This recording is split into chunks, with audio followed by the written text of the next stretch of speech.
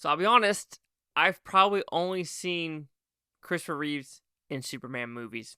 I haven't seen any of his other films, but I think I do own a couple of them.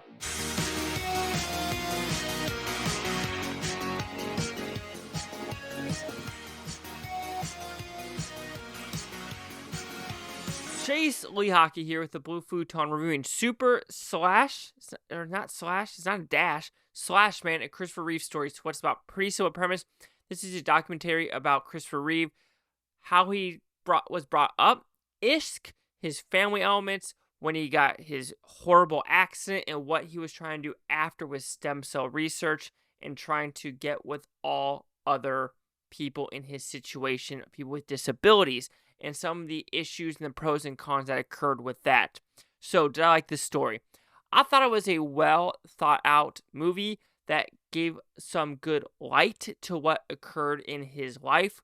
However, I do think it was a little shallow on some levels of trying to get more information, and some interviews felt unnecessary and they could have been taken out to just expand on more life of him, if you know what I mean. But we'll talk about that. So the positives are getting to know his family, especially his two sons and his daughter.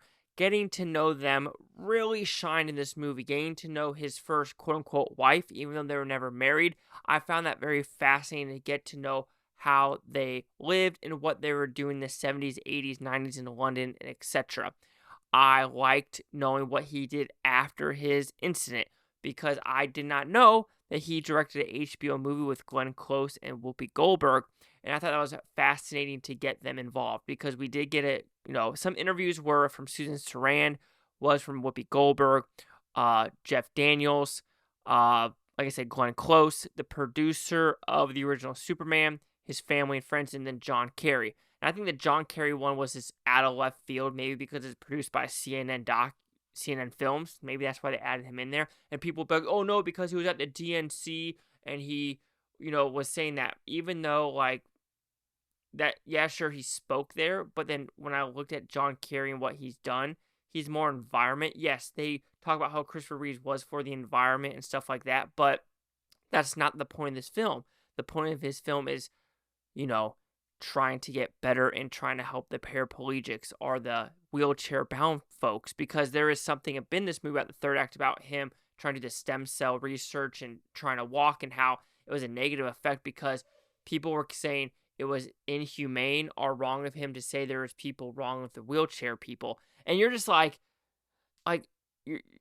starts to get your brain rot of how anyone is offended by anything. It's like, don't you want people that are in wheelchairs, don't you want them to have the ability to walk again? I don't understand how that is a negative aspect. People say, oh, you don't know. It's like, no, I've seen my sister, because of cancer, the steroids put her in a wheelchair. And if you watch a video from her, the one thing she's like, the one thing I miss is vacuuming, right? It's like, you could say it's a silly thing to say, but at a point, it's like, how dare you, think oh, the wheelchair people, there's nothing wrong with them. We're not saying, but let's make their lives better. That's the point, right, for the stem cell research, which would be interesting to bring in Michael J. Fox into it. Yes, I know he has his own doc, but I think that would be a good morph. Also, the Robin Williams part in this movie was really fascinating. I would have liked to get to know Robin Williams' wife, get her to interview, to get that dynamic, because it felt like, it was a crazy thing where they even said once Christopher Reeve dies, that's where Robin Williams went downhill and committed suicide. And you're just like, okay, there's some dynamics there. There's stuff we could talk about there. Instead, we get John Kerry. It's like, he brought nothing to the movie. He brought nothing. You could say, yeah, Susan Sarandon really didn't bring anything either, but at least I got to know, some of the activism that she and Christopher Reeve did, flying the plane, not really flying. I like that kind of joke that she said in there. I understand Whoopi Goldberg, I understand Glenn Close.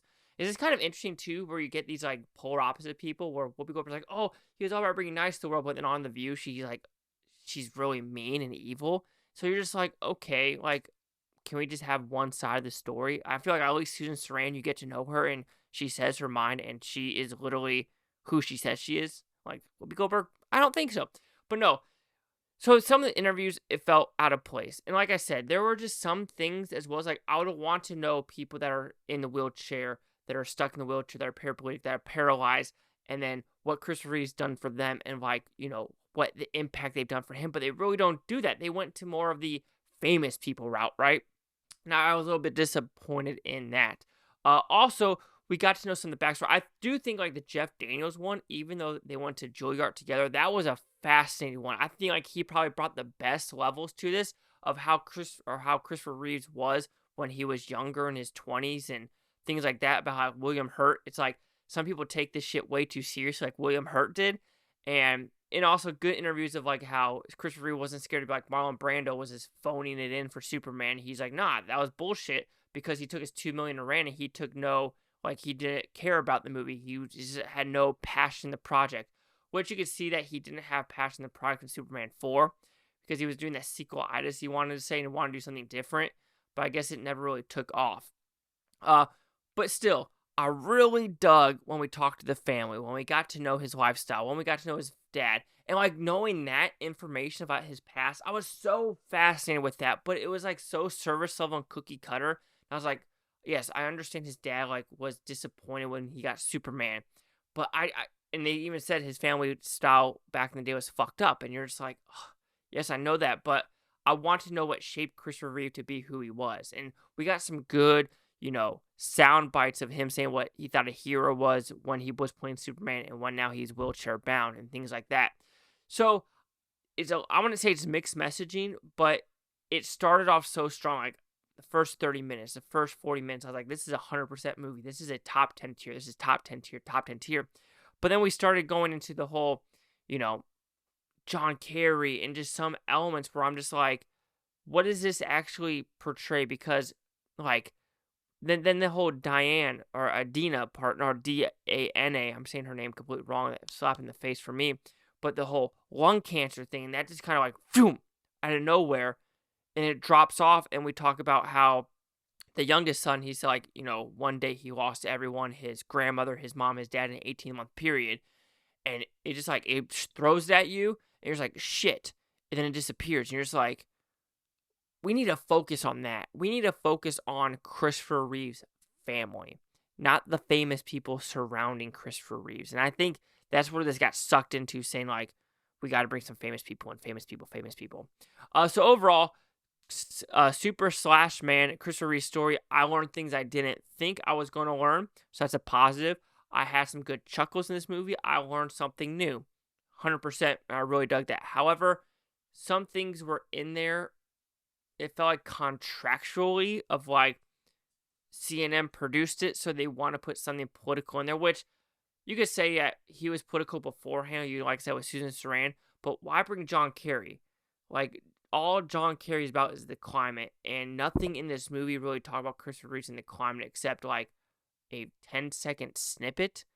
So why bring some of these people? And it was frustrating to me. Like, give me Robin Williams' family, because it felt like he was in the Reeves' life a lot more than some of these other people.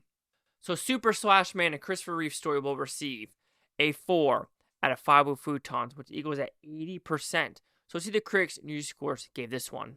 So critics a 35%, so critics a 100% with 35 of them. Popcorn meter, the audience score 100%. Plus 50. Here's critic consensus. An affectionate retrospect on Christopher Reeve's bravery and heroism in his own personal life.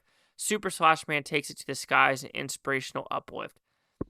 Heroism. I don't take that word lightly. Is Christopher Reeves a hero?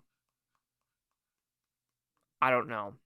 Anyway, hundreds 80. Chase Lee Hockey here at the Blue Futon. Like, comment, subscribe. All things Bluetoontopia. You Blue Futonians, think watch a great day. Watch State tomorrow, week from now, month, and year from every single freaking one of you. I guess he was a hero for some about like staying strong, but to me, a hero is like laying down your life type of thing, of like shielding someone to save someone else. But hey, definitions are different for other people, I guess, especially in today's day and age.